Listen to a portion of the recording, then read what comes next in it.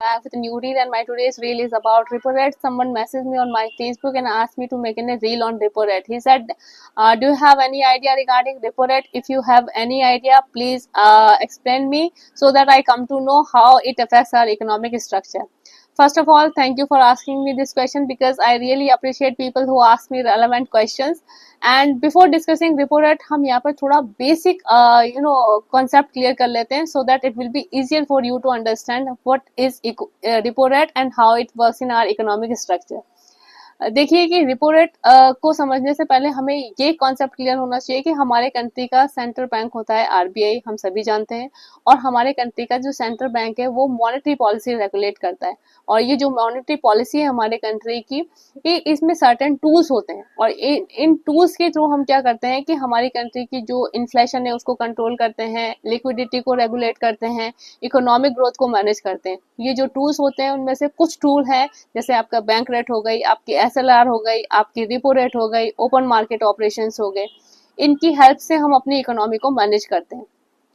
अब इनमें से एक इम्पॉर्टेंट टूल है रिपो रेट, आज हम उसी के बारे में डिस्कस कर रहे हैं। रिपो रेट होती है रीपर्चेज ऑफ गवर्नमेंट सिक्योरिटी, या हम इसको बोलते हैं रीपर्चेज एग्रीमेंट रेट, एक ही बात होती है। ये एक तरह की इंटरेस्ट रेट होती है जिसमें हमारी कंट्री का जो सेंट्रल बैंक है आरबीआई है वो लैंड करता है मनी किसको, कमर्शियल बैंक को। कब? जब उनके पास शॉर्टेज ऑफ फंड हो जाती है।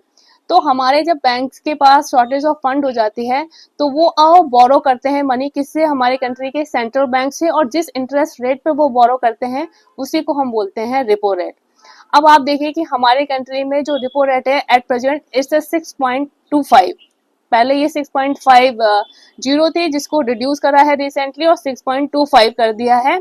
और इस रेट पे अब हमारे कंट्री के कमर्शियल बैंक हमारे कंट्री के आरबीआई से बोरो कर सकते हैं in terms of government securities.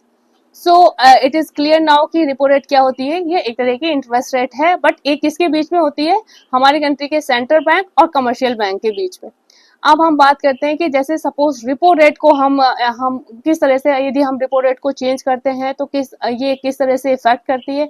तो देखिए इससे कॉस्ट ऑफ बोरोइंग जो होती है वो इफेक्ट होती है हमारे कंट्री की, और इसमें जब इसका जो इफेक्ट होगा वो क्या होगा, इससे बैंक जो है हमारे कंट्री के जो लोन्स पर रेट देते हैं या जो डिपॉजिट्स पर रेट देते हैं कंज्यूमर्स की, उस पर इफेक्ट पड़ता है। तो जब भी हमारी कंट्री का सेंट्रल बैंक जब लैंड करवाता है मनी हमारी कंट्री के कमर्शियल बैंक को, तो इससे हमारे जो कंट्री के कमर्शियल बैंक है उनकी कॉस्ट ऑफ बोरोइंग पे इस पर इफेक्ट पड़ता है। और उस जब कॉस्ट ऑफ बोरोइंग पे इस पर इफेक्ट पड़ेगा तो ये डायरेक्टली किस पे इफेक्ट कर देगा, जो लोन्स की रेट होगी या फिर जो कस्टमर्स की डिपॉजिट्स होगी बैंक में उससे। अब उससे होगा क्या, यदि रिपो रेट बढ़ जाएगी तो ये क्या करता है, कंट्रोल करता है हमारी कंट्री के प्राइस को और हमारी कंट्री के जो रेस्ट्रिक्ट करता है हमारी बोरोइंग्स को, क्योंकि यदि बढ़ेगी तो हम लोग बोरोइंग करना कम कर देंगे। अब जब ये रिपो रेट को घटा देंगे तो ये जस्ट रिवर्स हो जाता है, ये इन्फ्यूज करता है मनी मार्केट में और डिमांड बढ़ती है मनी की और इकोनॉमिक ग्रोथ होती है। तो जब हमारे कंट्री में यदि हम रिपो रेट को कम करते हैं, तो यदि हमें अपनी इकोनॉमी की ग्रोथ को बढ़ाना होता है तो हम इसको कम कर देते हैं। अब देखिए कि हमारी कंट्री में जब भी हम रिपो रेट को जब रेगुलेट करते हैं तो इसका इफेक्ट सब पे पड़ता है, इन्वेस्टर पे पड़ेगा, आपके बोरोवर्स पे पड़ेगा, आपके सेवर्स पे पड़ेगा और हमारे रियल एस्टेट पे पड़ेगा, जो कि हम डिस्कस करेंगे नेक्स्ट वीडियो में क्योंकि ये काफी लेंथी हो जाएगा।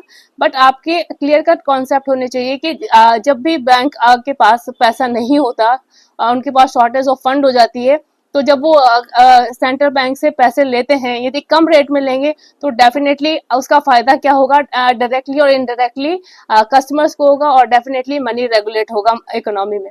और यदि ज्यादा पे लेंगे तो वो डेफिनेटली इसका इफेक्ट पड़ेगा अगेन कस्टमर पे, सारी चीजें क्या हो जाएंगी, रिस्ट्रिक्ट हो जाएंगी बोरोइंग, और बोरोइंग रिस्ट्रिक्ट होने से क्या हो जाएगा, मार्केट में फंड का फ्लो उतना ज्यादा नहीं हो पाएगा। बाकी चीजें हम डिस्कस करेंगे नेक्स्ट वीडियो में, जहां पर मैं आपको बताऊंगी कि कैसे इन्वेस्टर्स पे इसका इफेक्ट पड़ता है, कैसे बोरोवर्स पे पड़ता है, कैसे सेवर्स पे पड़ता है और कैसे रियल एस्टेट पे इसका इफेक्ट पड़ेगा। So hope you guys get it well, bye, have a nice time.